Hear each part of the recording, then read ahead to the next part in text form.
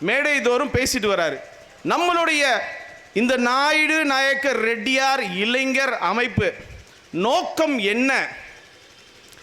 நம்மளை அடியோடு அழிக்கணும் அப்படின்னு நினைச்சிட்டு இருக்க எந்த சக்தியா இருந்தாலும் நாம பதிலுக்கு அதை வேரோடு புடுங்கி தூக்கி எறிவோம். அதுக்கு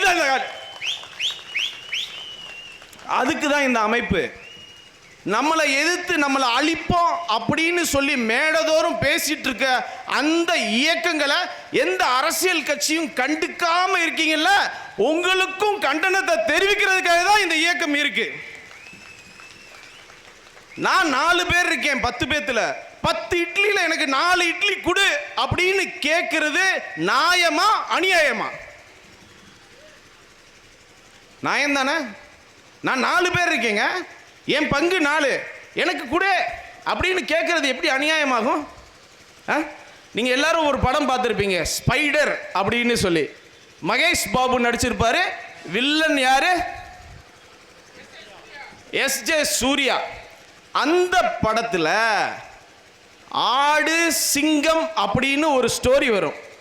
அவன் போலீஸுக்கிட்ட எடுத்து சொல்லுவார், நல்லா கேட்டுக்கங்க உறவுகளை, இது வேலை இல்லாமல் வெட்டித்தனமாக செய்கிற வேலையே கிடையாது.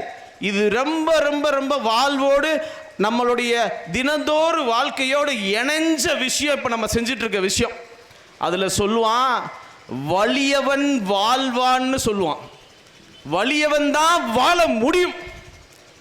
அப்படிப்பட்ட ஒரு சூழல்ல நாம இந்த அமைப்பு இயக்கம் ஆரம்பித்து செய்ய வேண்டிய கட்டாயம் இருக்கு.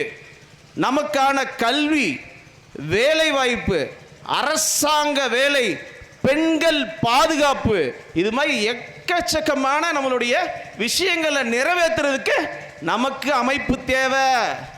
நம்மளுடைய இழந்த புராண சின்னங்களை மீண்டும் மீட்க கப்பலூரில் இருக்கக்கூடிய கட்டபொம்மன்ஸ்ல புதுசா வைக்க சொல்லி நம்ம கேட்கிறோமா? நான் கேட்கிறேன், ஏற்கனவே இருந்துச்சா இல்ல புதுசா நம்ம வைக்க சொல்லி கேட்கிறோமா?